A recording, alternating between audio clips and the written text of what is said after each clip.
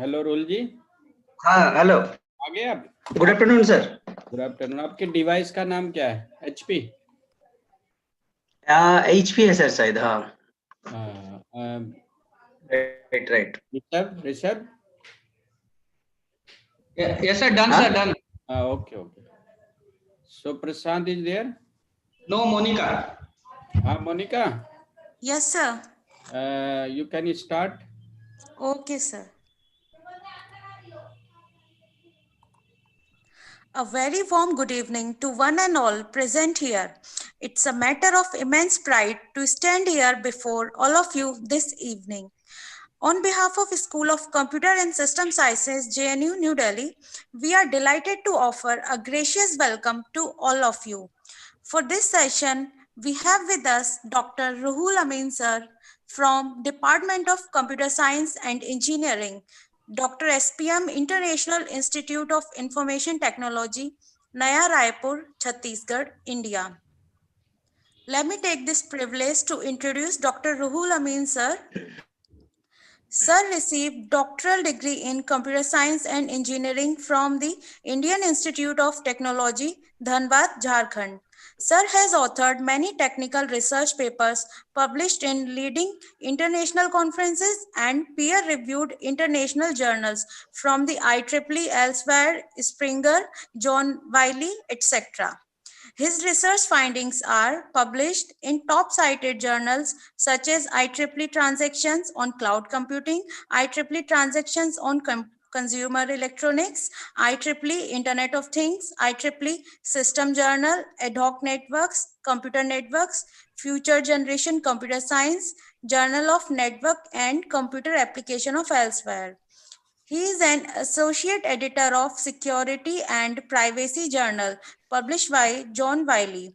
His research interests includes cryptography and network security, authentication protocol, WSN security, IoT security, and currently more focusing on blockchain technology. I consider it a great honor to welcome you, sir, and I request you, sir, to proceed over the session. Over to you, sir. Thank you. Thank you so much for introducing me. So first let's share the slide first.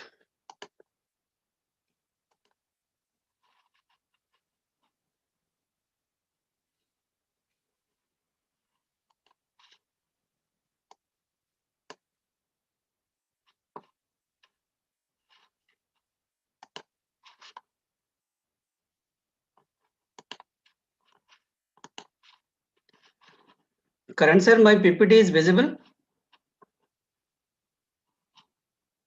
Yes, sir, visible. Hello. Yes, sir, visible. Okay. Right. Thank you.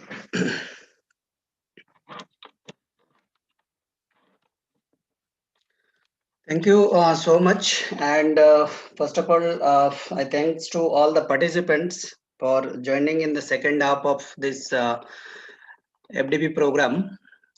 So as per the discussions with the coordinator of this FDP, Dr. Karan Singh, that I'll discuss about the blockchain technology and some use cases.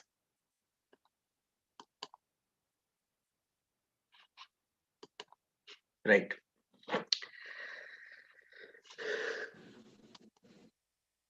Okay. Hello.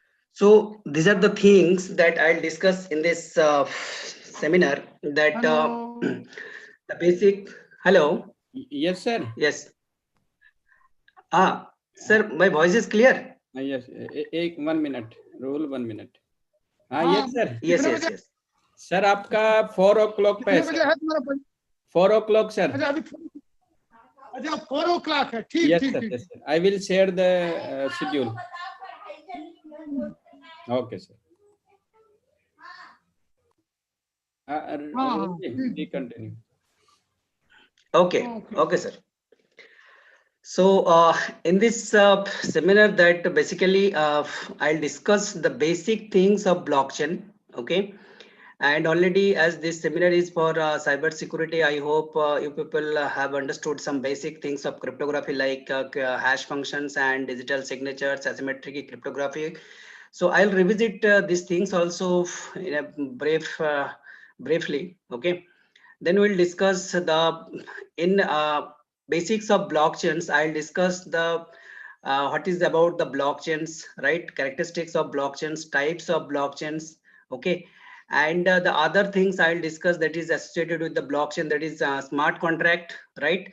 And at the end of this presentations, if time permits, then I'll discuss some use cases that how blockchains technology can be used in a banking sector and healthcare sector. There is a several use cases, or there is a several applications of blockchain technology. So among all this, that I have chosen only two sectors, that is banking sector and healthcare sector, right? So let's start the seminar presentations. That first I'm discussing about the symmetric key and asymmetric cryptography. So as already you know that this is the very basic things for the symmetric key and asymmetric key cryptography. 1 minute, sir. My video is switch on. Start video now. Okay, because my bandwidth problem is there. Right. So you see, in symmetric cryptography, there are several things that some Alice and Bobs are there. They want to communicate with each other. So they are using some shared secret key. Okay. So whenever that shared secret key is there, Alice is using this encryptions mechanisms for the encryptions purpose to encrypt the plain text. Okay. And whatever the ciphertext is producing, that it goes to the Bob. When Bob at the Bob end also, it's using the same secret key for the decryption purpose, right? So here both Alice and Bob should know the shared secret key, and this shared secret key should be known or should be exchanged between Alice and Bob by using some key exchange protocol. Already I hope you have listened that Diffie-Hellman key exchange protocol is there. So using the Diffie-Hellman key exchange protocol, that key can be shared between Alice and Bob. And after that, we can use the symmetric key cryptography for the encryptions and decryptions purpose to send the data securely from sender to receiver and receiver to sender, right? So this is symmetric key cryptography. And in asymmetric key cryptography is dealing with only two keys are there. But in symmetric key cryptography, you see only one keys are there. So here there are two keys, Bob's public key and Bob's private keys are there, right? So the mechanisms in asymmetric key cryptography, suppose Alice wants to send some information or some sensitive message to the Bob.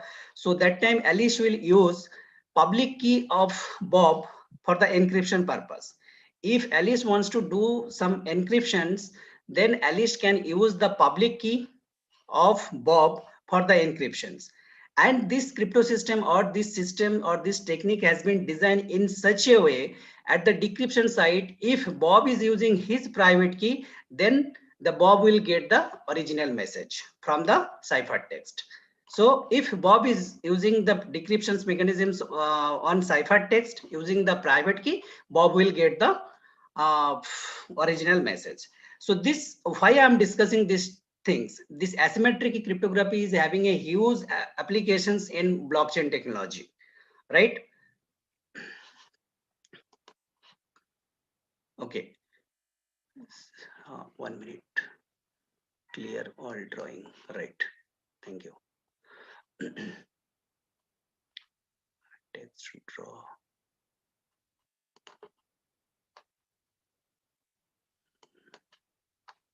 Where is pencil? Okay.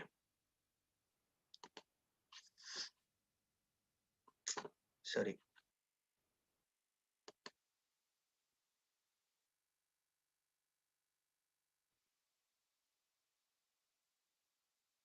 Okay.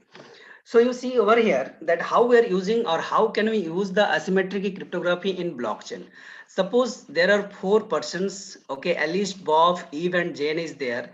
They wants to communicate with each other. Suppose Alice wants to send some informations to Bob. or Alice wants to send some informations to Jane. So that time they can use the asymmetric cryptography. Alice is sending some informations to Jane. That means Alice will use the public key of Jane, and it can she can send the informations to Jane, and Jane can use the private key for the decryption purpose. Okay, so this is for the secure sending of informations. Okay, that they can use the asymmetric cryptography. In blockchain technology also, there will be several transactions, and that transaction should be signed. That transaction should be digitally signed. So in that cases also, if Alice is sending some transactions or Alice is storing some transactions, in that cases Alice has to do some digital signatures. So in that cases, the concept of digital signatures I'll discuss, but in that cases also, that private key will be used to digitally sign the documents. Okay, so that's why that asymmetric cryptography is having several applications in blockchain technology.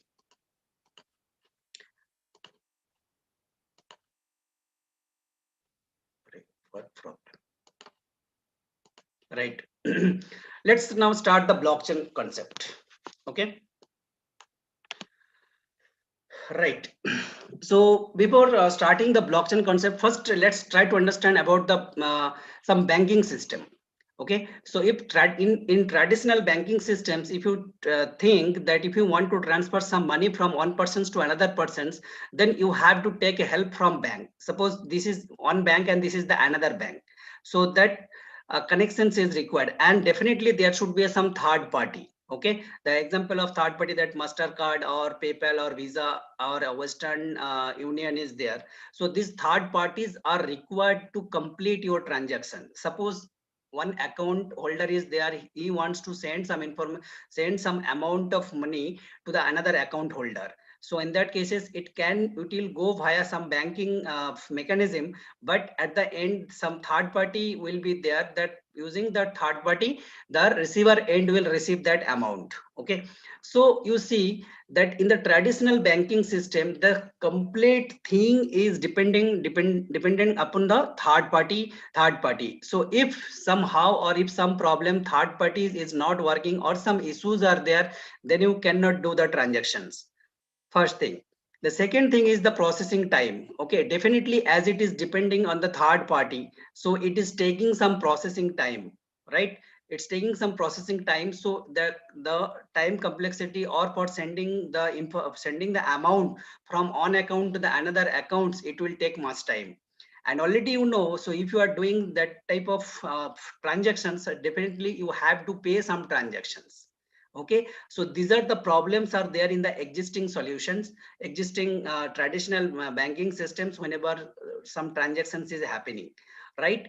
So if you want to solve these three problems, basically the third party problem, processing time and processing charge, so there is a concept that Bitcoin cryptocurrency is there. Okay, so in these cases, peer-to-peer transactions will be possible. Suppose I want to send some money to my friends. Okay, so somehow some network is there. Okay, distributed network is there, or we are using some techniques, and we can send, or I can send that money to my friends. Okay, so here you see there is no dependency and there is no problem of third party. Okay, and also as there is no third party, so it's not taking much time. And also there is no processing charge as there is no involvement of third party. Okay, so after cryptocurrency, whenever that cryptocurrency that in Bitcoin network or Bitcoin cryptocurrency or Ethereum cryptocurrency, this concept is there. Now you see how does the blockchain system works.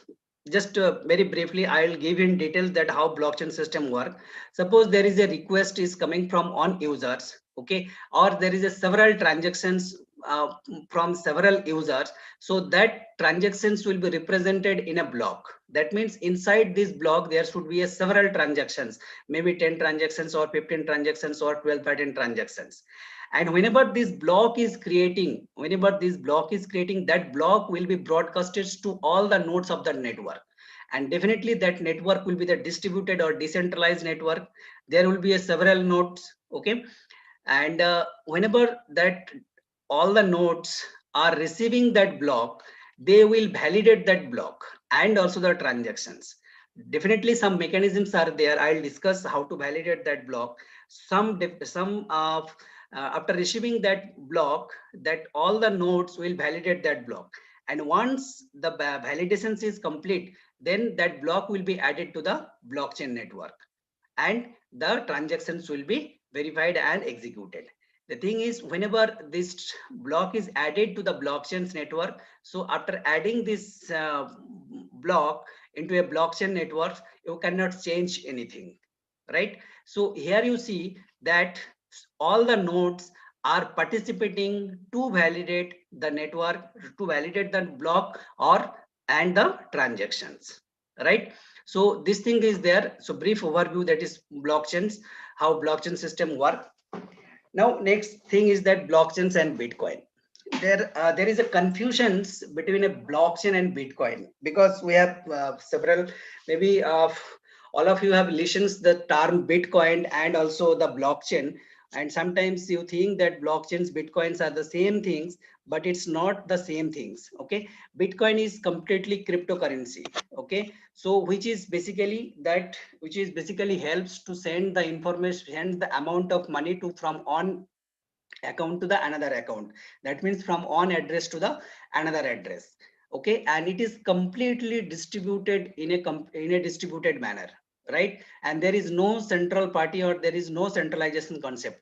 Now you think once that suppose in banking system you are having an account, okay, and that banking system is maintaining all the operations, all the things for you, right? So some central party or central concept is there in a banking system, but in Bitcoin there is no central party or third parties concept is there, right? So in order to maintain the network, in order to maintain the transactions, in order to maintain the block, the concept of blockchain is required, right? So concept of blockchains is required. So Bitcoin is the cryptocurrency, and we are applying the blockchain mechanisms or blockchain technology in Bitcoin system to maintain the network, to maintain the block, and for others security purpose, right? So blockchains is not equals to Bitcoin.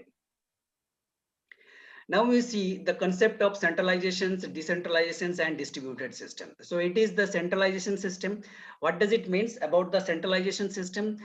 Only one single node will be there, and that single node will handle all other nodes. Whatever the operations is there and whatever the things that others nodes are performing, all the things will be handled by only one node, that is a central node.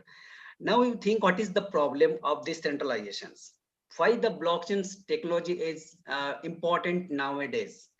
Because you see, in centralization system, the first problem is a single point of failure. Single point of failure means that if this node is not working for some reason, then all the nodes will be invalid, because they will not get the services, proper services in emergency situations, right? So this problem is there in the centralizations system.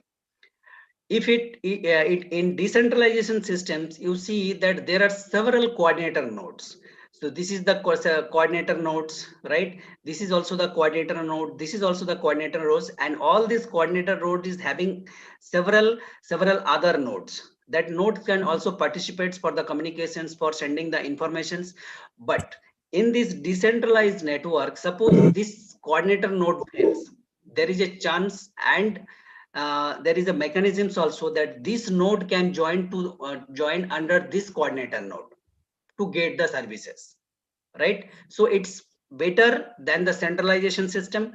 And distributed system or distributed network, you see there is all the nodes, they are connected with each other. Okay, so failing or network issues for these distributed systems is very difficult, because all the nodes are connected to each other. If one of the node is failing, or if one of the node is not responding, then there will not be any problem in this distributed system, right? So we will apply the blockchain technology or blockchain concept in decentralized, either decentralized or in a distributed network.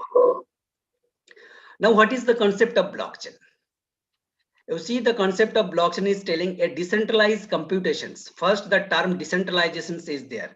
So the network will be decentralized, and the computations, decentralized computations and information sharing platform that enables multiple authoritative domains. There can, whatever the network or nodes are there, in that node, several nodes may join, right? And who do not trust each other to cooperate, coordinate, and collaborate in a rational decision making.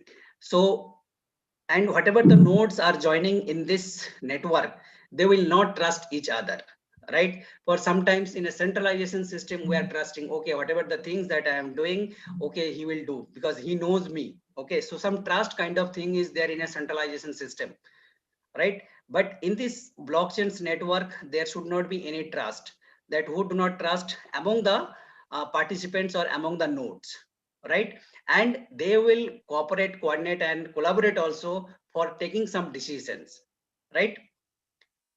Let's see some example that how blockchains already, it's a known example. I hope already you know that how to share the documents. If you want to sharing the documents, or if you want to write, suppose Alice and Bob want to do some write up. So in that cases, what Alice is doing, Alice is writing something and it's sending to the Bob, right? At the same time, now after receiving that documents, what Bob is performing, Bob is writing something and it's sending to Alice. If again some writing is required, then Alice will write something and it will send to the Bob. At the same time, if Bob wants, Bob will do in this way, right? So what is the problem? The problem is that Alice and Bob can't able to edit the document simultaneously, right?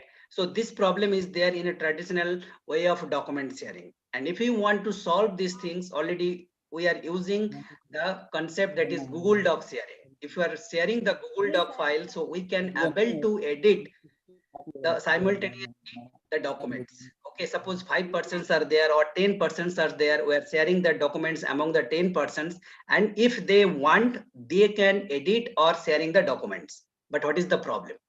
The problem is the centralization problem. Suppose Google server is not working, who is giving the services for us, right? So in that cases, the complete system will fail. You cannot edit, you cannot download, you cannot do anything, right? So this centralization problem is there. So in Google Docs sharing. So if you want to solve this thing also, that in Google Docs sharing, what is the best solutions where you can edit, you can edit simultaneously, whatever the things you can read or write, whatever the things you want, you can do. So the solutions is, that is the blockchain solutions. You see this image, based on this image, you can you will understand that in this blockchain network, sorry,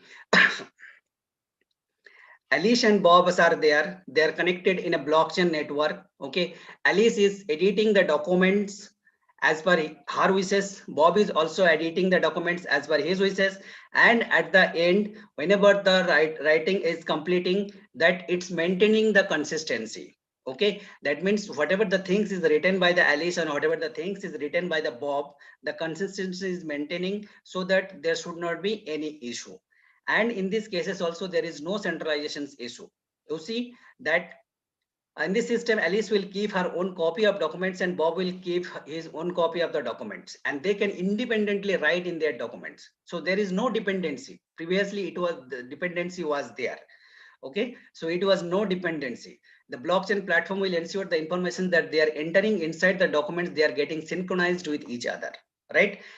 By using blockchain mechanism, both parties will be able to see the most updated copy of the documents. So whenever that Bob is completing his write-up or Alice is completing her write-up, at the end, both will get the updated copy, right? So this is the decentralization concept, where Alice and Bob both are editing simultaneously and getting the updated copy at the end.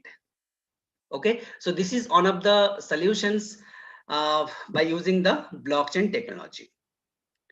Now you see public ledger concept.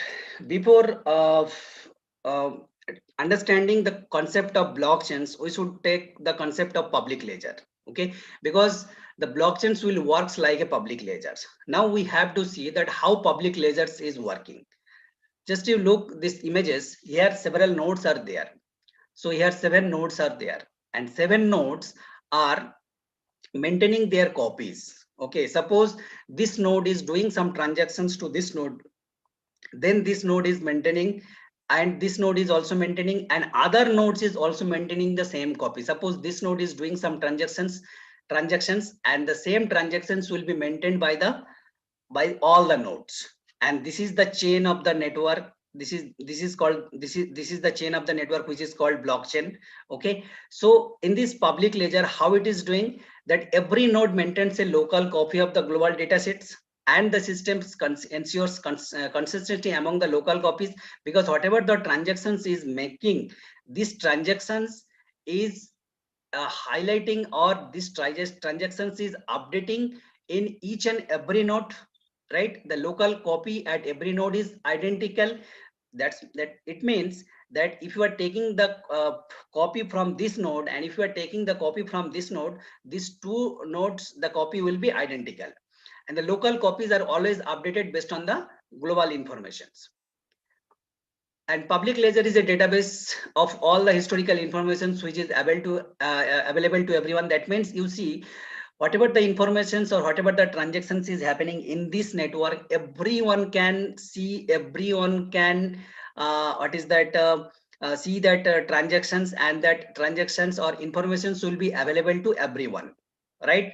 And some informations of that ledgers can be used for the future computations also. For example, historical transactions are the banking transactions, where old transactions are used to validate the new transactions, because whenever you are performing some new transaction, that times it's checking your old transactions. Old transactions means checking whether that transactions is possible or not, because whether you are having a sufficient money in your account to check that things, old transactions is required. So that's why old transactions are used to validate the new transactions.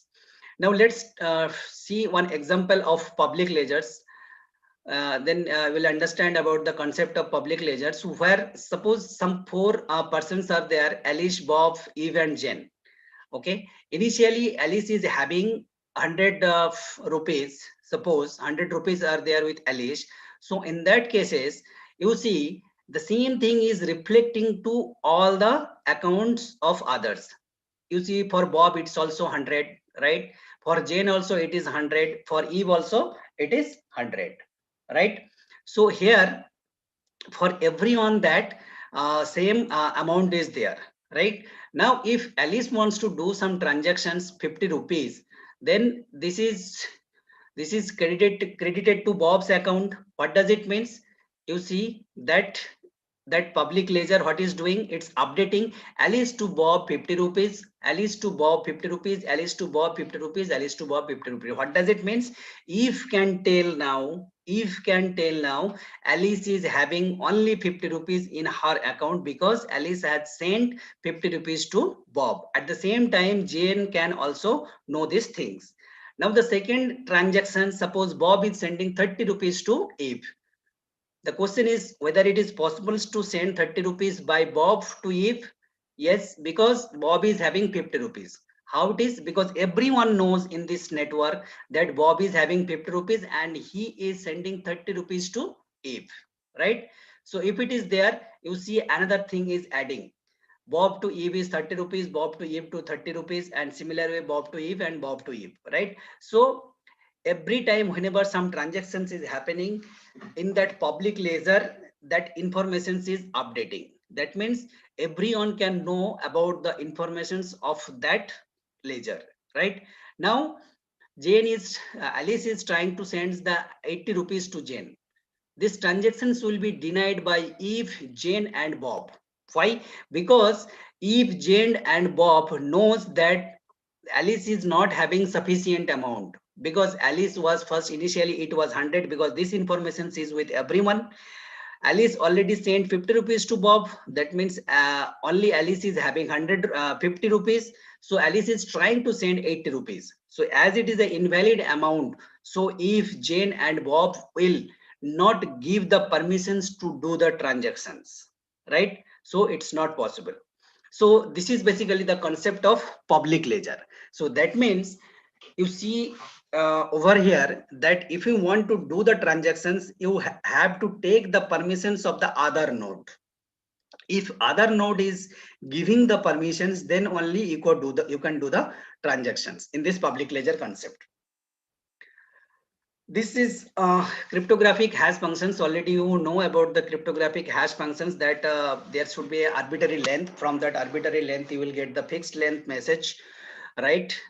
So if you are getting a fixed length message from the arbitrary length, and it's a one-way hash functions, that means from the arbitrary from the fixed length message, you cannot get arbitrary length. And suppose there are two different messages, x1 and x2, and their value will be h of x1 and h of x2 will be different, where h is the hash functions and this x is called the message. That means whatever the original message is there, and h of x, whatever the things we are computing h of x, that is called the message digest. One important thing for the cryptographic hash functions is the avalanche effect. Avalanche effect means if you are changing some bits in original message, there should be a changes, that significant changes will be there in the output. Suppose, for example, you see in this image, on example is there Fox. Suppose the message, we are using cryptographic hash functions and we are getting the message digest. The second message is this, and from cryptographic hash functions we are getting this message digest. Now you see the third message, only one character we have changed over here, okay, and we are getting the complete different message digest. Okay, so this is basically called the avalanche effect. Why I am discussing hash function? Because cryptographic hash function is also having several applications in blockchain concept. So SHA-256 is there, that SHA-256 is being used in a Bitcoin for Bitcoin mining, and also to construct the Bitcoin blockchain. So this SHA-256 hash algorithm is there, that algorithms can be used in Bitcoin system. Another other properties, that is collision resistance. That means if the two messages are different, then definitely the message digest will be different. Okay, avalanche effect already I discussed. And in other way also, that we can use the hash function, that is puzzle friendly property. What is the meaning of puzzle friendly property? Puzzle friendly property means, suppose you see that equations z equals to h of, that means a hash of m concatenate k, right? Here, suppose if you know the value of z and m and you don't know the value of k, then you have to guess it. Okay, you have to guess it. So this, and you, after searching the value of k, if you are matching with z, then only you will get the value of k. So this is basically called the searching property, and this searching property will be used in a Bitcoin mining, where consensus algorithm is there, proof of work consensus algorithm. In that consensus algorithm, searching, that puzzle search property will be there, and this puzzle search property will be used in Bitcoin mining to guess or to find or to search the value of k over here. So this is called the puzzle friendly property using cryptographic hash functions. Now we'll see that we see that blockchains, what is the concept of blockchains. Now we'll see the formal definitions of blockchains.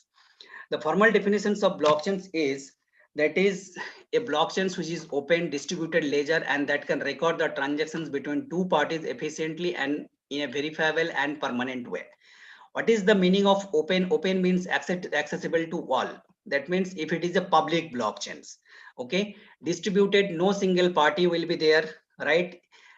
That means it will be distributed, no third party, and there should not be any single party which is handling that network. Efficient, definitely it will be very fast in comparison with the traditional network, as there is no involvement of third party. Everyone can check the validity of the informations. If it is a public network, you can check all the informations, right? And whenever the information is storing in a blockchains, that is permanent. That means once it is stored, you cannot change it. So this is the characteristics of blockchain, that is decentralization, immutability, transparency, anonymity, consensus, and faster settlements. I already told about the decentralizations, right? That in decentralization's property, if some what is that node is failing, then that node can join to the another coordinator, right? And in this decentralization's property, there should not be any problem of single point of failure, right? And these are the decentralized advantage we will get from the decentralized, that is less failure, user controls are there, and less prone to break down. I told you that no third party is also, and zero scams, right? What is the concept of immutability? The concept of immutability in blockchains is very much important, and because of this immutability only, the blockchains technology can be used in a Bitcoin or in some other applications area also. That means once you are storing or adding the informations in a blockchain network, so you cannot change or you cannot modify. So if you want to achieve that things, the cryptographic hash functions will be used to achieve that immutability property. What is that example?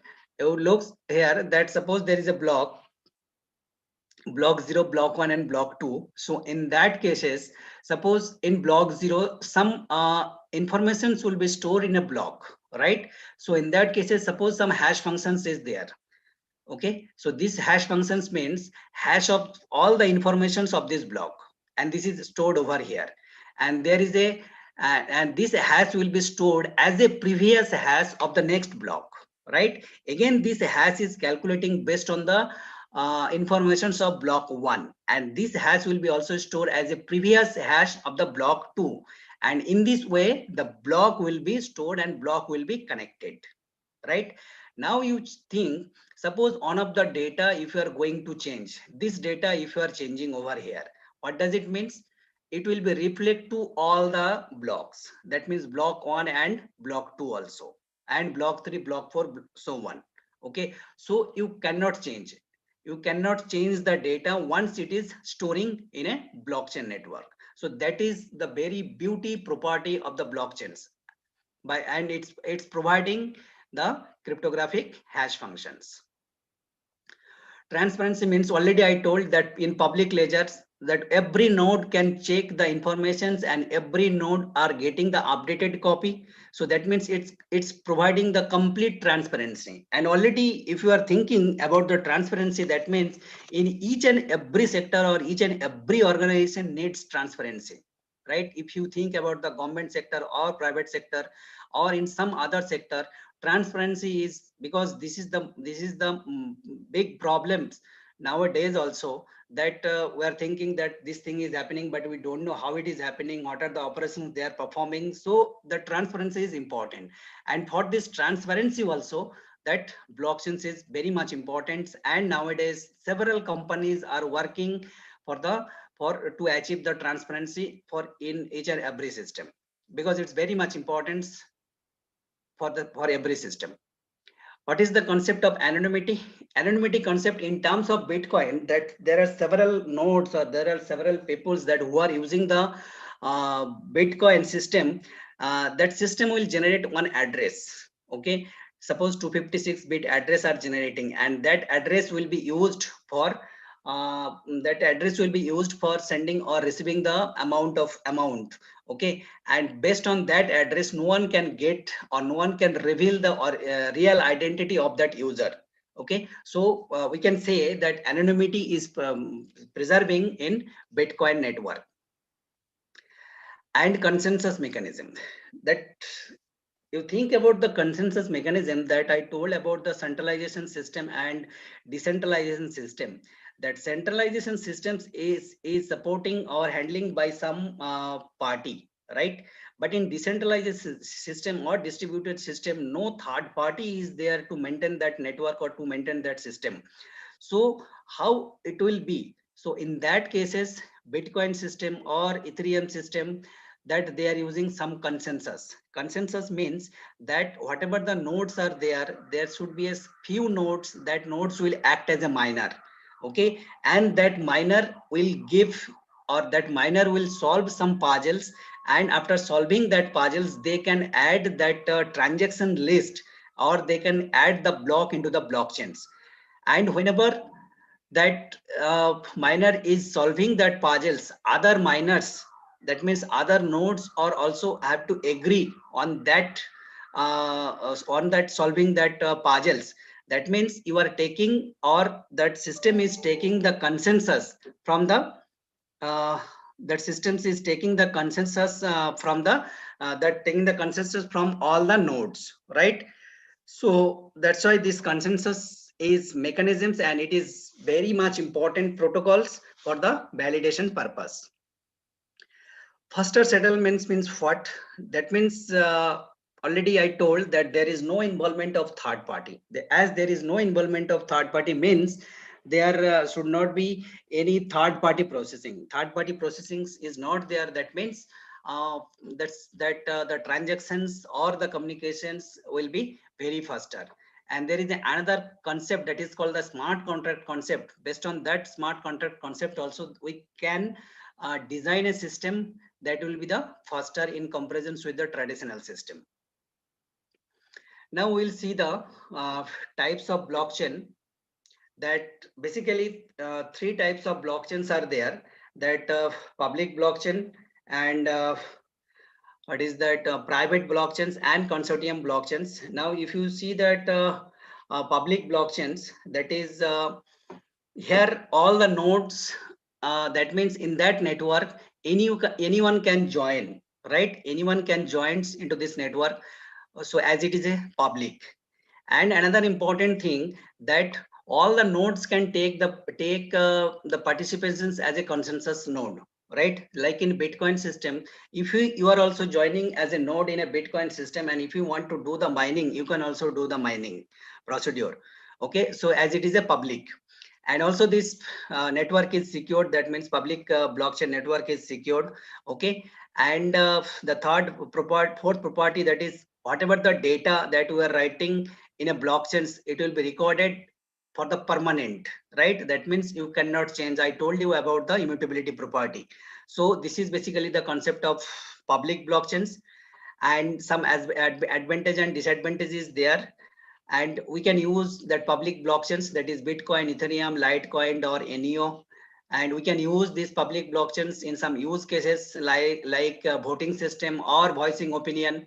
Okay, right? 4 or 5 peoples are there. They are discussing on some critical comments or critical questions or critical discussions is going on. So that 5 peoples are giving their opinions, and that opinion is recorded into a blockchains, right? So in this purpose also, that we can use the public blockchain concept. Private blockchains means that we're not giving the full flexibility to all the nodes. Few nodes will be there. That node will participate as a validator node. That nodes will act as a minor node. That means whatever the transactions is happening inside that network, only that node will take the responsibility for validating the transactions in case of private blockchains. An example of this private blockchains is multi-chain concept and or Hyperledger Fabric, right? So, and if you see the use cases of these private blockchains, we can use in asset ownership. Right. Suppose you are having a land, you want to change it from one person's to another person's. So that whenever you are storing that the data, it should not be changed, right? Or some for voting, internal voting purpose or supply chain management system. So in that cases, we are using private blockchains. In some organizations or in some company, that for the internal purpose, in that organizations, they can use the private blockchain. Suppose 4 or 5 members are there at the director level, they are having the responsibility or they are having the capability to validate the transactions. So this is basically the concept of private blockchains.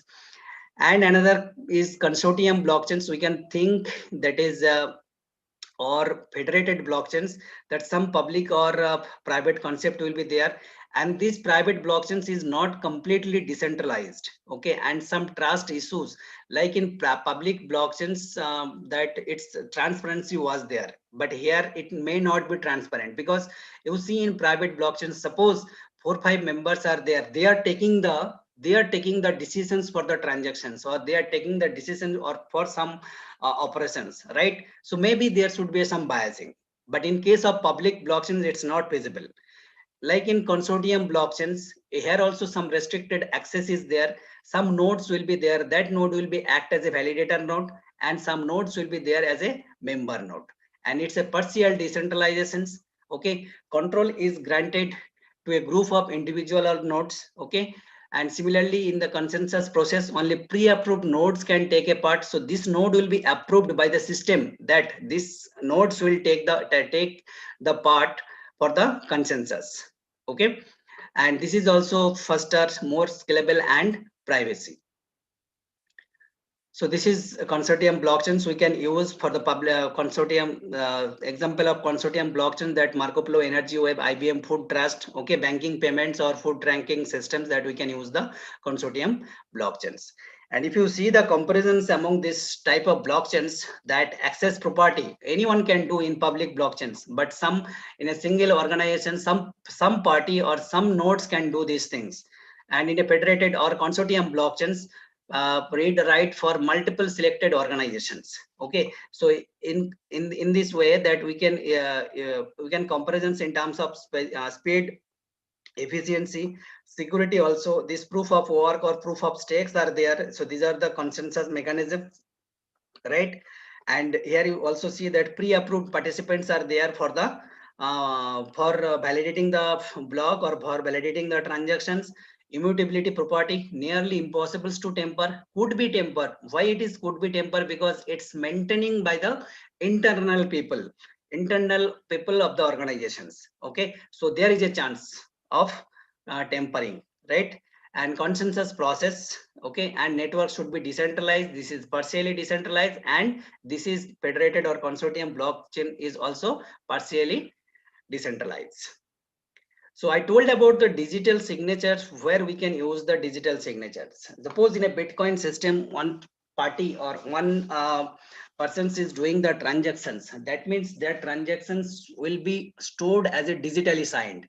So in that cases, digital signature concept is required.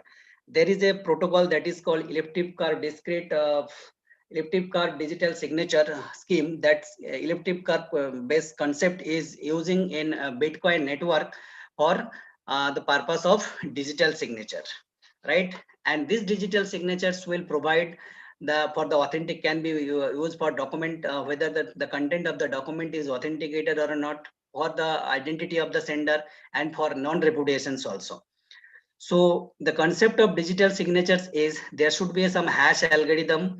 This hash algorithms will be used on hash functions. Then private key will be used for the digital signatures algorithm, right? And this signed message will be there at the receiver end, and receiver end will do the same thing for the original message hash algorithm, then hash value. Then we'll check it whether the received hash value and the computed hash value match or not. If it is there, then we can say that that message has been digitally signed by these persons only, because they are using some public key and private key concept. The same thing that it's mentioned here, that how message can be signed using private key, right? Or how it can be digitally verified by using the public key. And in consensus algorithms, I told you that consensus algorithms, we can use the digital signatures, and also we can use the digital signatures as a legal binding. Also, we can use the multi-signature concept in exchange of wallets, right? Now, the important concept that is in blockchain, that is called the Merkle tree. What is the concept of Merkle tree? Suppose some transactions happen, and in the suppose 10-15 transactions are there. So based on that 10-15 transactions, or we are storing suppose 15 transactions in a block. So whenever we will store or the miner will store that block in a blockchain network. Before that, miner has to construct the Merkle tree. Okay, so how he will construct the Merkle tree? He will construct the Merkle tree based on the transactions, right? Suppose D1, D2, D3, D4 transactions are there.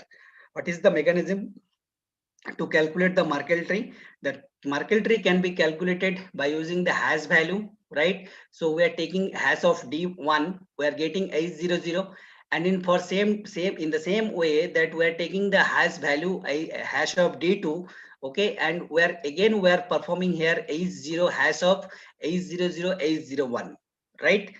And in the similar way, we are doing the same thing over here also, right? H1 has H10, H11, and finally we are getting the root value. This hash root will be stored in a block.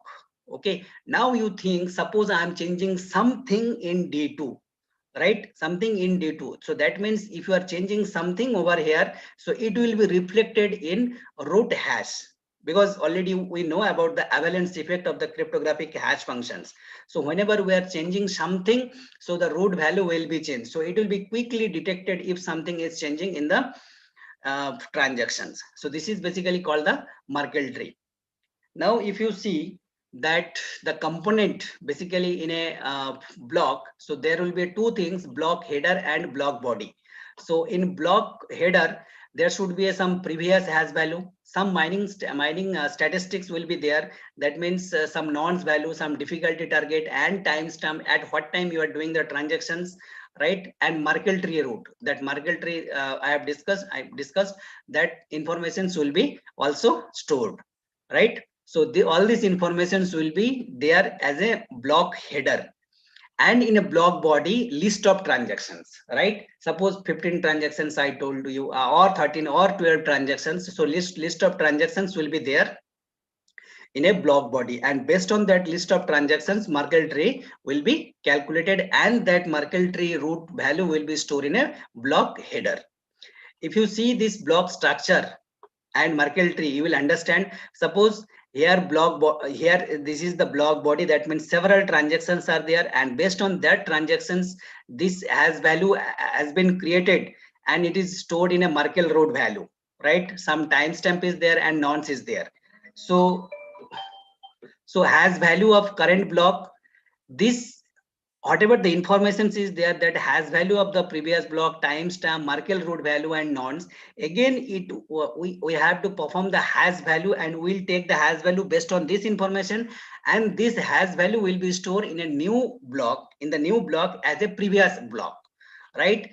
Previous block. And again, suppose we are choosing next 15 transaction, and based on that 15 transactions, we are creating, or we are calculating the root value. Okay, then we're taking new timestamp and nonce, right? And the same way we're taking for the next value, and so on. So in this way, the block is creating and the structure is following. Now, if you think that suppose here message 2 is some changes are there. I told about the immutability property. Or please, sir, मेरा lecture चल रहा है, मैं 5 minute बाद call कर रहा हूँ. Sir हाँ ठीक है okay sir. Sorry for the interruption. This suppose in message 2, if some changes are there, then these things will be reflected to all the next block, because Merkle root is changing. Based on this, if Merkle root is changing, this current hash value is also changing, which is storing as a previous hash value, right? So this is, in this way, the block is storing in a blockchain network. Now the next thing is the smart contract. I need a permissions from sir. Karan sir. Hello. Yes. Karan sir, what should I do? Should I continue, or you told that up to 4 o'clock time is there? Yeah, how much time is there for concluding? Sir, it will take so after 5 minutes you can conclude. No, you take 5 minutes. Okay sir. Then conclude. Okay sir, thank you. Okay, Now the next concept that is basically called the smart contracts. I told you about the smart contract. This is also an important technology in smart contract. Okay, and this things has been invented by a scientist, that is Nick Szabo, in 1996. Okay, and it is nothing but a code, right? It's a contract. It's a contract. That contract should be written in a code using some programming language, and whenever that system will work or system will perform some operations, then it will follow all that code. For example, let's take an example. Suppose two persons are there, A and B. They are doing some business. Okay, so definitely they will do some agreement. Okay, so instead of writing on plain paper, what they will do, they will create some rules and regulations for that business purpose, and both the party A and B will digitally sign on that smart contract, and that smart contract will be deployed to A as well as B. So whenever the time will going on, that as per the rules, they will continue their business, so that in between, if some problems or if something is happening of, or B is claiming not that I don't want to participate for this job or for these things, so B cannot do, because B already has written the agreement in a smart contract and he has digitally signed, right? If same thing is there in a centralization system, there will be a problem. Now let's take one example to understand in a better way about the smart contract, that is called the crowdfunding concept. Suppose there is a third party, that is a Kickstarter, right? And some parties are there. Suppose the product team and supporter team. What product team is thinking, that product team got some money, product team got some projects to execute, but they are not having the sufficient money. So what they are doing, so they are submitting the projects to the crowdfunding platform, that is called the Kickstarter, right? And there is a multiple supporter who will support with a small fund, and that funds will be stored in a Kickstarter company, and that Kickstarter will ensure that the project will be successfully completed, and for that project, that Kickstarter will provide the money. So in that cases, you see that this party and as well as supporter also, who is completing the what is that project, this party and supporter party will also have to dependent on Kickstarter. First of all, the second thing, trust should be there. Maybe Kickstarter may do some fraud kind of things also, right? So this is the problem in a centralized platform, right? So what is the theme, that both the product team and the supporter team need to trust the crowdfunding platform. The product team expect the money to be get paid based on the project progress. The supporter expect the money to be get to the projects. However, the crowdfunding platform, the middleman takes significant charges to manage the entire process. As the Kickstarter is managing everything for the product team as well as supporter team, the Kickstarter will take some commissions from both, from supporter as well as from the product team, right? So some money is also losing. So if we want to solve this problem using the concept of smart contract, we can solve very easily and in a secured manner, right? And there should not be any trust issues also. What is the thing? Suppose product team is there. So in this product team, some rules and regulations have mentioned over here as a contract, right? And supporters are there. Suppose this supporters has given some money, has written some contract over here. All have written. The product team is also written some contract over here based on some rules. Okay, that after and until the project will execute, project will complete, we have to follow all these rules and regulations time to time, right? So these things has been written in a contract, right? And each party have digitally signed on it. Now the thing is that this contract will be with everyone, okay? That for with supporter as well as with a product team. Now the thing is that later may product team change some informations from the contract, or supporter may change the informations from the contract, right? So if we want to avoid these things, then we can store this contract in a blockchain. And already I told that immutability property, that if you are storing something in a blockchain network, so you cannot edit or you cannot change it. So in that cases, if we are storing the concept of we are storing the contract, whatever the contract we have written in a blockchain, then product team cannot also change, supporter team cannot also change, and whatever the things is written in a contract, accordingly the project will execute. For example,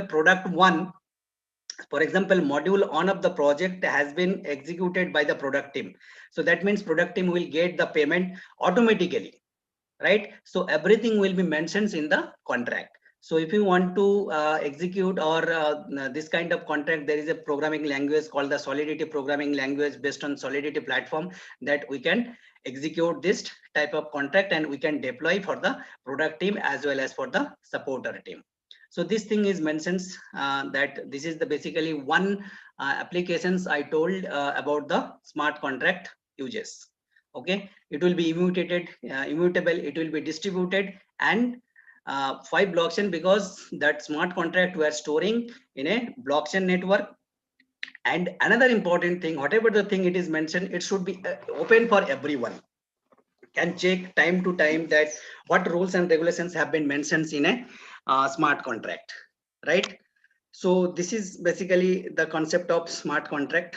I need more times for discussing about the blockchains, that how blockchains can be used in a banking sector, okay, for faster payments, for clearance and settlement system, for buying and selling assets, for peer-to-peer transfer, for accounting and auditing, and for digital identifications also, right? So if you want to conclude this seminar, that these blockchains nowadays, this blockchains technology can be applied in a several, not only in cryptocurrency, because that cryptocurrency is using the blockchains technology, but we can use for our applications also, like in banking, like in healthcare, right, like in IoT devices also.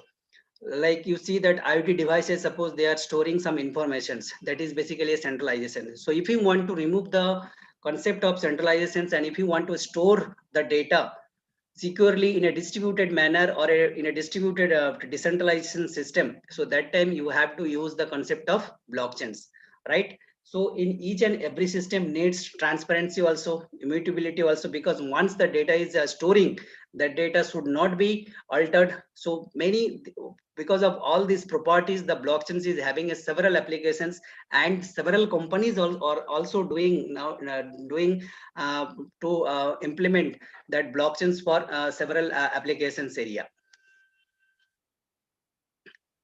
right? So as the time limit is little less, so that's why I didn't give much concentrations and in blockchains, how blockchains can be used in banking as well as in healthcare sector. So thank you so much. So this is all about from my side. So if some discussions is required or some question and answer session is there, so you can discuss with me. So if something is there from your side.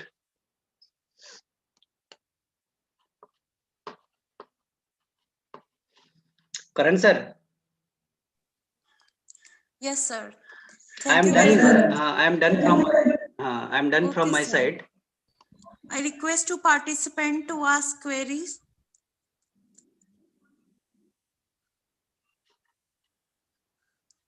If no query. Yeah, excuse me, ma'am. Hello. Yes, sir. Sir, actually, China bankings are using this blockchain technologies. I heard about it. Yes. Yeah. Yes, sir. Why China bankings are using blockchain technologies? I heard about it actually. Why Indian bankings are not using that blockchain technology? Why also Bitcoin? Sir, actually, as right, sir. Actually, in Indian scenario, that as per my understanding, that the applications of blockchains is very less, right? Some other countries that like Saudi or German or USA, right? China, they are using, and even they are completely changing all type of applications using blockchain. But that's, I don't know the government policy, why government is not, but in future definitely definitely in near future that government of India will also use the blockchain technology, not only in banking sector, in other sector also that they will use. Yeah, sir. One more thing, sir. Why Bitcoins are failures, sir? Actually, that is very good technology. So centralization problem only is the problem, or there anything are there, sir? For by Bitcoins regarding. Not only centralization problem. You think, sir, one thing, just you think in your mind that suppose we are storing some data, right? Still, we are having a fear, right? Yes. That if some centralization system is there, they can change, or some Yes. third party is there, they can do anything for my data. So this Yes, fear yes. is there with everyone, right? Yes, sir. Yes, If yes. that system is decentralized, now you Yeah. can do, that means you should not have any fear, right? Yes, sir. You Yes, should sir. not have Exactly. any fear, and you can think that the system is very trust system, you can trust, Yeah. and Yeah. Yeah. transparency is also very much important. Yes, sir. Yes, sir. That's why I Yes. have discussed about the characteristics, that because of these Okay. things only that blockchains is now very popular, and several sector is using the blockchain concept. Yeah, sir. Actually, I am going to study on that, sir. Just now we started on blockchain, so that I have a doubts on that. Thank you very much, sir. Definitely. Thank you for. Definitely, you can definitely you can explore, and several things are there. So I'm extremely sorry that I didn't cover several things, and Yes, sir. because of less time also. So uh, you can Yeah. contact with me also if some discussions is there. Okay, my Yeah. phone number is If there any with case, the if you any coordinator, contact right? mail ID, please give us, sir. We'll talk to you soon. Yes, yes. My mail ID is also there, right? Or you can note down my email ID also, so you can contact later also. My email Yeah, ID sir. is Please give. Ruhul RUHUL @ Okay. I'm writing in Chatbox. Chatbox is there. Okay, sir. Yes, sir. Chatbox is Chat there. box I'm is there. writing. I'm writing. Ruhul Yeah. IITNR.edu.in. Yes. So you can use this email ID for Okay, sir. future contacts. Okay. Thank you so much. Thank you, sir. Thank you very much, sir. Thank you very much, sir. Okay. Thank you Thank you, giving for sir. the explanation. Okay. Thank you. Not just such a great explanation, sir. Thank you, sir. Thank you. Thank you, Thank you everyone. very much, sir. Thank you very much, sir, for sharing your valuable info Yes, about welcome. blockchain technology. Thank you, Thank you sir, very for your much, sir. words of wisdom. It's a very good and Yes. Thank interactive, you. moreover, very informative session, sir. Thank you once again. Thank you. Thank you so much. Thank you so much. And So, now I would like, Karan sir, I think there is a yes, next session also. So I'm leaving now. I'll 1 minute contact only. with you 1 later, minute sir. only, sir. Okay, Only okay, 1 okay. minute. Only 1 minute. Yes, Monica. Okay, sir. No issues. now I would like to invite Karan, sir, for vote of thanks. Okay. Thank you very much, Rohul sir. You have accepted our invitation, and I think participant enjoyed this session, and it was very interesting. And blockchain technology is Thank very you, sir. hottest area. It can be applied in cyber security and many allied area.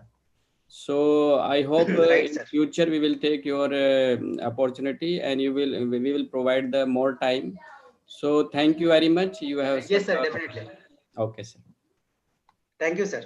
Thank you. Dear participants, now we'll take a short break of 2 minutes, and I request you all to gather here after the same for the valedictory function. Thank you.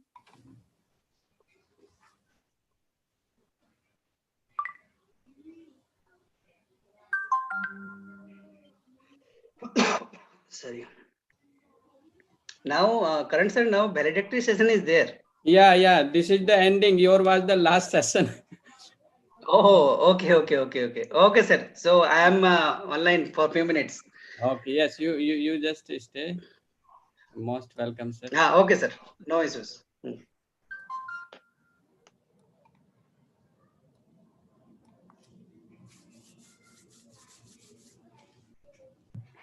So due to this valedictory session, we have shortened your that lecture.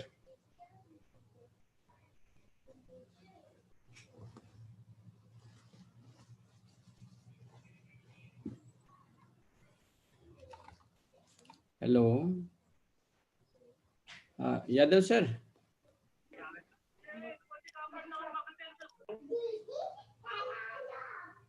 Hello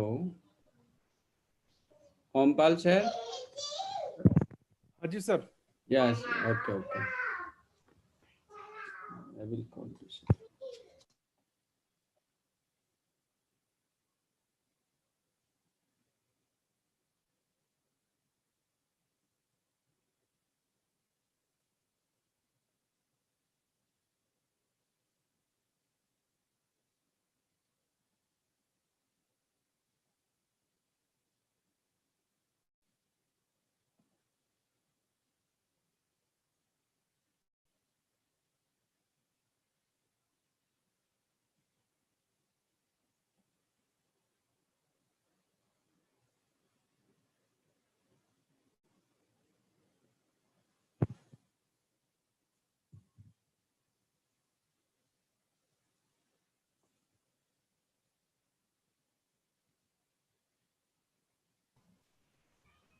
Yadav sir is there?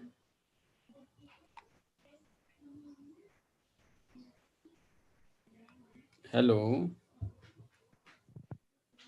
हाँ sir. हाँ Rohal sir. Hello Rohal ji. जी sir, जी sir. अब video on कर लेना, एक आध photo ले लेंगे आपके साथ. Okay Ompal sir. सर, आप भी ऑन ओके. कर लेना. Okay sir.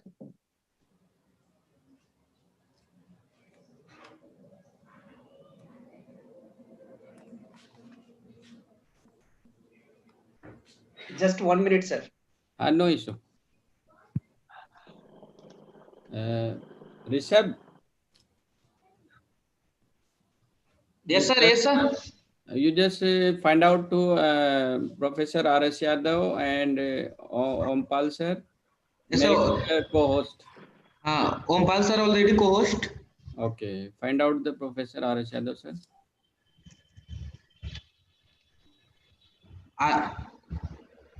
मिले? His full name is Ramashankar Yadav, sir, no? हाँ. Okay. Sir is there. Yes, sir. Yes, sir. Done, sir. Okay. And HP already. Okay. Yes, sir. So we will ask sir is there. Sir.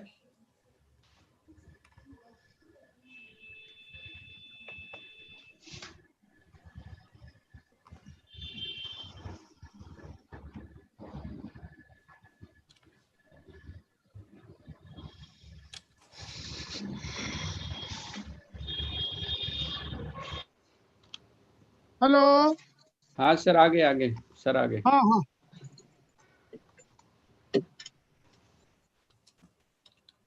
Monika. Hello. Hello. Yes sir. हाँ हाँ. आपका video नहीं दिख रहा. Video actually mobile से join कराया है, अच्छा, कोई बात नहीं सर. तो वीडियो उसी में वैसे ऑप्शन होता है ना, ऑन कर दीजिए बस वो वीडियो वाले बटन को. वाले बटन को ऑफ कर दें, गाड़ी दिखेगी. अच्छा. आप कहीं जा रहे हैं क्या? नहीं जाने ना, एक्चुअली श्रीकांत है ना, ओके. उनका वो चल रहा था फेयरवेल, ओके सर. तो मैं बाहर निकला, गाड़ी में बैठ गया. चलो कोई नहीं, यहीं से अटेंड करते हैं. हाँ मोबाइल. कोई नहीं सर, कोई दिक्कत नहीं. हाँ, अब वीडियो दिख रही है. हाँ आ रही है. हाँ. एक दो फोटो हो जाएगा ना लाइव. हाँ. वो कहाँ गए? ओमपाल सर कहाँ गए? हाँ सर, मैं तो मौजूद हूँ, लेकिन मुझे आपका फोटो नहीं दिख रहा. सर मुझे भी नहीं दिख रहा है, लेकिन इधर से वीडियो ऑन है. अभी कहाँ गए? एक बार इसको आया नहीं आपका फोटो. इसको स्टॉप करूं? एक्चुअली मेरी तरफ से ऑन है. ओके. अब इस टाइम ऑफ है. Now I am. कोई दिक्कत लग रही है, मुझे लग रहा है कैमरे में. रिज्वाइन कर लीजिए, मे बी. हाँ ठीक है, रिज्वाइन करता हूँ.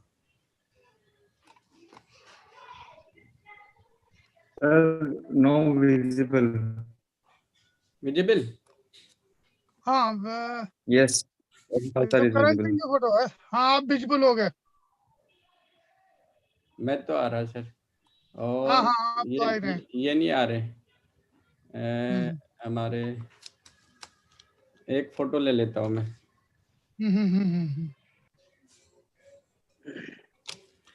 मल्लेशम C90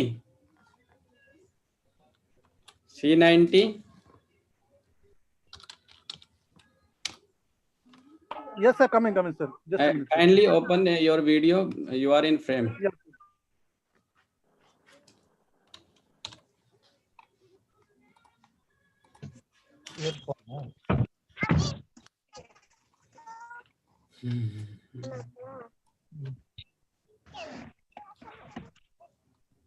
ये है ब्लूटूथ है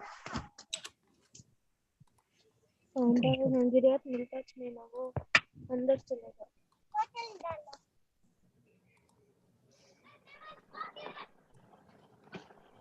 okay.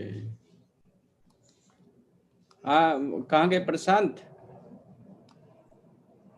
Hello Prashant. Monika sir, Monika. Monika Yes, sir. Start करें। Okay, sir.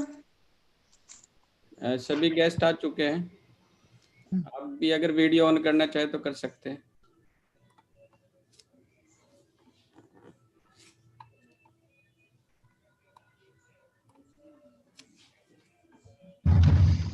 Sir, shall I start? Yes, yes, please. Once again, I welcome. Uh, s- sorry. Once again, I welcome you all in the valedictory function of this 5-day Atal FDP on cybersecurity organized by School of Computer and System Sciences, Jawaharlal Nehru University, New Delhi. I consider it a great honor to invite Professor D.K. Lobyal sir to brief our participants with this 5-day FDP. Hello. Monica. Yes, sir. Sir is busy in urgent meeting. Okay, So okay, he sir. send me message. Okay, sir. Yeah. So I would like to invite our FDP coordinator, Dr. Karan Singh sir, to brief our participants with this 5 days FDP and to give some concluding remarks. Okay, thank you, Monica. Okay, so what we have done in 5 days, first of all, thank you very much to all guests, speakers, participants who join this session and continue provide the opportunity to us to provide the facility. So in this 5 days duration, this is sponsored by Atal Academy, and we have received 100 participants, and in this 100 participant, continuous 70 participants are with us. And yesterday we have taken the exam, so 51 have attended the exam, and mostly all are the pass in that exam. And our speaker are from all repute institute like JNU, NIT, IIT, DRDO. So in 5 days duration, first lecture was taken by Professor D.K. Lobyal from JNU, and second lecture was taken by me on cryptography. The inauguration was done by AICT for 46 FDP. So we have not done the separate inauguration of this event. So the event was organized by our HRD Minister Shri Pokhriyal sir. The third session was the financial fraud detection. That is done by Dr. Anurag Jain sir. Now, fourth session was the research solution for cyber security, which is taken by Dr. Sushil Kumar sir from JNU. Then there was the Dr. Anub Girdhar, who covered vulnerability assessment and penetrating testing. After that, one session is taken by Dr. Ompal from MIT on quantum cryptography and quantum computing. After that, one session was taken by Dr. Indivar Gupta on elliptic curve cryptography. Then Sri Vipin Gupta covered IP table firewall. After this, Professor R.S. Yadav sir covered wireless network security. Then one session is taken by Professor H.L. Mandoria, cyber war and cyber technology. After that, yesterday, session 11 is taken by Sri A.S. Murthy from CDEC on open source cyber tools. Then today morning, Sri Guru Charan Singh CDTI covered cyber security investigation and law. Then in second last session was covered by Dr. Shamlal from NIT Surathkal on hands-on deep learning for cyber security. And last session was covered by Ruhul Amin from IIIT Naipur on blockchain technology. So this was about the session. I think we have tried to cover maximum aspect of the cyber security, and our participants have benefited from all sessions. In future also, suppose there is some queries, so all speaker will respond, and we also respond related to query. So thank you very much, participant and guest. Monica, over to you. Okay, sir. Thank you very much, sir. Dear participants, we are delighted to have with us Dr. Ompal sir, the guest of honor. Let me take this privilege to introduce you all with Dr. Ompal Yadav sir.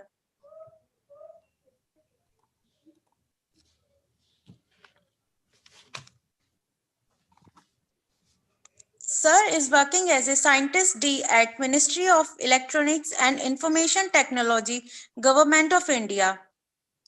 Sir has also worked as a senior technical officer and as an IT resource person in National Thermal Power Corporation. His research interest includes cryptography, quantum cryptography, cybersecurity, blockchain technology, theoretical computer science, and cyber laws. Now I kindly request Dr. Ompal sir to share a few words about future of cybersecurity. Thank you, sir. Over to you, sir. Thank you, Monica, for introduction. Good afternoon, dear participants, Chief Guest Professor R.S. Yadav, Dr. Karan, and organizing team. It is an honor for me to be talking with you on closing of FDP on cybersecurity. First of all, I would like to congratulate to organizer for organizing such wonderful FDP on cybersecurity. Also, I would like to congratulate to participants who learned the concepts of cybersecurity in this FDP. As we know, in today's internet world, everything is connected. Hospitals, critical infrastructure plants, government setups, banking infrastructure, everything is connected with internet. Always there are bad guys with good guys in the society. To protect ourselves, society and country in this virtual world, we need to equip with advanced defensive technology and strategies. Hackers are coming with new tools and techniques to break our crypto systems, to protect our cyber systems. Our system should be equipped with advanced defense mechanisms. These mechanisms should include standard protocols, standard hardware equipment, etc. As we see, future belongs to quantum cryptography, quantum computing. Therefore, we should assess the strength of our crypto system in era of new technologies. As we see, RSA-based crypto systems are also not secured in quantum computing environment as we know, cryptographic systems which are based on factorization problem, they can be easily broken in quantum computing environment. Also, Grover's algorithm is also a threat for crypto system. As we see, any key length can be could be halved by using this Grover's algorithm. So just we should so there is a need to develop the quantum attack resistant crypto solutions. As we know, already organizations are working to standardize the algorithm. Already NIST already invited the proposals for quantum attack resistant cryptographic systems. In this era, actually we are using new technology, advanced AI, quantum computing, blockchain technology. Already we saw that we can get the decentralized authentication in blockchain technology. Also, we can take the majority decision on using blockchain technology. So if we can devise our system by integrating various technology like quantum computing, blockchain technology, AI, etc., so that our new algorithms should be quantum attack resistant. So we should see this era or for our cryptographic system as a new era, like quantum computing, blockchain technology. With these words, I congratulate everyone on participating in this FDP with great enthusiasm. Thank you. Thank you very much. Thank you very much, sir, for sharing your deep knowledge about cybersecurity with us. Now, we are happy to have with us Professor R.S. Yadav, sir, as the Honorable Chief Guest of the valedictory ceremony. It's a great pleasure for me to introduce you all with Professor R.S. Yadav, sir. His research interest includes real-time scheduling and fault-tolerance computer network and distributed system. Sir has supervised 13 PhD theses and total 78 master theses. His ongoing research projects are information security, education and awareness too, and his completed research projects are development of fuzzy neurotechniques funded by Ministry of Human Resource Development, Government of India. He has research publication in international journal and international and national conferences.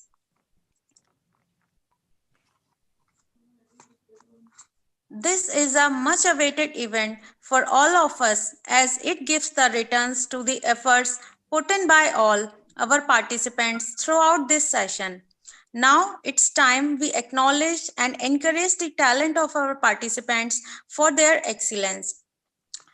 I request our Honorable Chief Guest, Professor R.S. Yadav, sir, to declare the top 20 participants and the participants. Yes, sir? Yeah, please continue. And the participants who have successfully attended the FDP. Thank you, sir. Over to you, sir. Hello. Yes, sir. Professor Lobial sir, Dr. Ompal Singh sir, Dr. Karan Singh, and others. First of all, I would like to congratulate Professor Lobial sir and Dr. Karan Singh for organizing such organizing such a FDP over a cyber security, which is very important arena today, because everywhere అది తీసుకొచ్చు కదా అట్లా నేను తీసుకుంటా. are looking for cyber security because informations are going here and there, and attackers are become too much smart. So role of the cyber security is much, and in the 5 days, all the dimensions of the cyber security are scratched out, and hope that with this initial scratch out, participant will start working some of the area of these one and get benefited to the society and others, particularly who is sufferer and who is debarred. Right? With this hope, I say thank you, and next activity is to declaring the successful participant who has attended this workshop and qualify the written test organized by FDP organizer. So Dr. Karan Singh will telling us list and I will declare it. Okay. Hello. Yes, sir. Hello. Yes, Karan, sir. sir. Yes, sir. List of participants. So these are list the top 15 student participant. Okay. So first of all, many heartily congratulations to these first 25 participants for getting a marvelous performance in this FDP as well as written test. Many congratulations to them. And I declare this list. So this is first. So I just scroll down, sir. Yes. Yes, sir. So dear participant, kindly note down your name.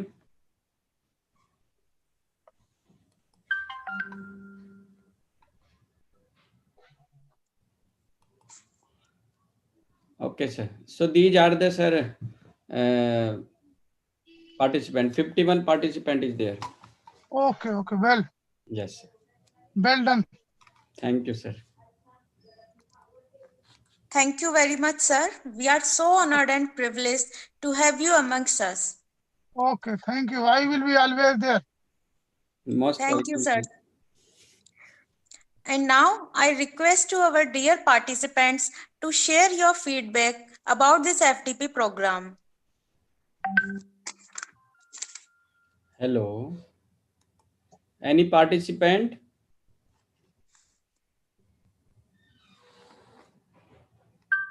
Is there any participant who want to share their view?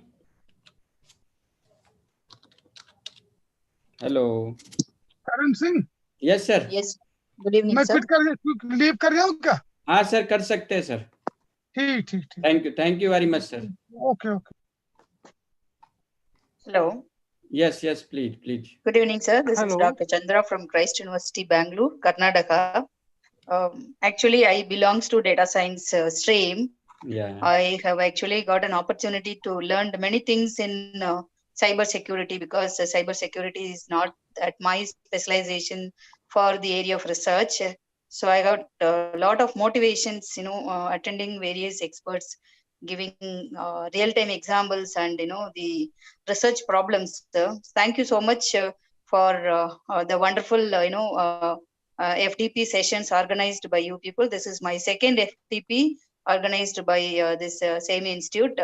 I'm really grateful to COVID-19 because if this COVID-19 is not there, I might have not got the opportunity to attend because considering the travel and staying, being a lady. So thank you very much, Dr. Karan sir and all other facilitator. Thank you so much. It was a wonderful experience for us to learning together. Thank you so much.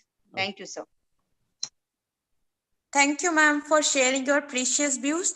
Thanks to all the participants for being our pillars of support.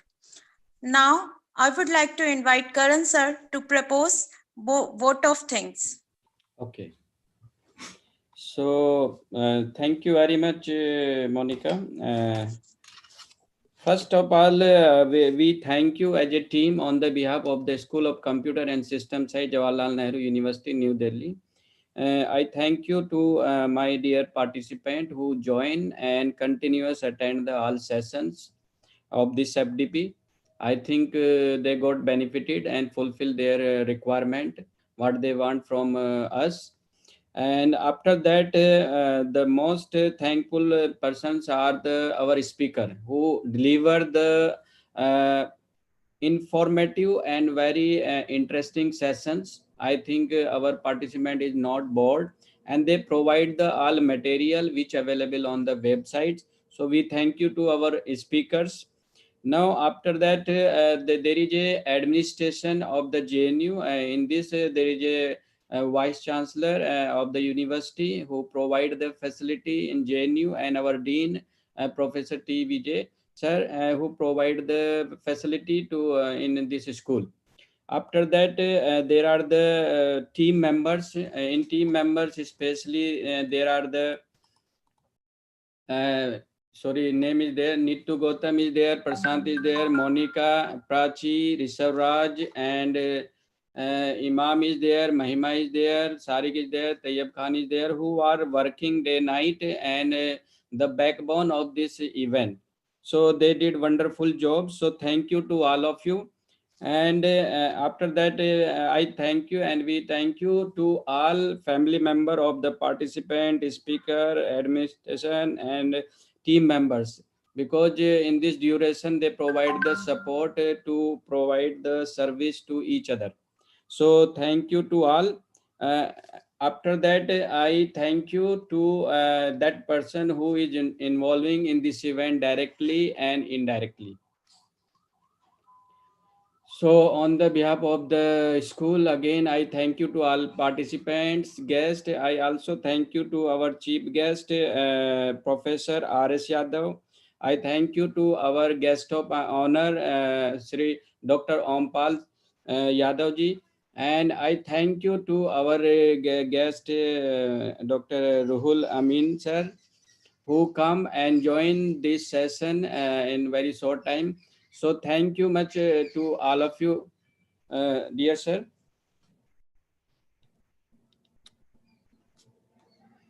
Over to you, Monica. Yes, sir. Sir, now we have to declare a 5-minute break. Yeah, you can declare the 5-minute break, and after that there is a meditation center. I think expert is with us, and you can join the meditation center if there is any stress during this session or 5 days session, so it may be removed by this meditation. So thank you very much, all participants. If there is any issue, you can contact us on WhatsApp, or you can contact us separately. We will provide one link, the video link, where you will provide the feedback as a video of the 2 or 3 minutes. Second, you need to provide the feedback in Atal portal. So there is a Atal portal, and you just write your feedback, then you can download the certificate. So these are your post activity you try to do. If there is any name or any institution name is wrong inside of the AICT portal, then you just contact to AICT, write a mail on help desk Atal, then they will provide the your solution or response. So the data which is available on the AICT, that will come on your certificate. So what data we have, that there is no issue, you just contact to AICT if there is any issue inside of your name, mobile number, email, or institution. Okay. Still, if there is any issue, then you can contact us. So thank you again to all participants, all team members. Thank you very much. Thank you so much, sir. Thank you so much for this wonderful FDP. Hello, good evening, sir. On behalf of the Sahaja Yoga team, we thank you for this session today. And we are indeed grateful to you for this session on Sahaja Yoga meditation. And sir, then the Sahaja Yoga team is present here, sir. And so then should we start it in like 2-3 minutes, sir? The Sahaja Yoga meditation session? Yes, you can.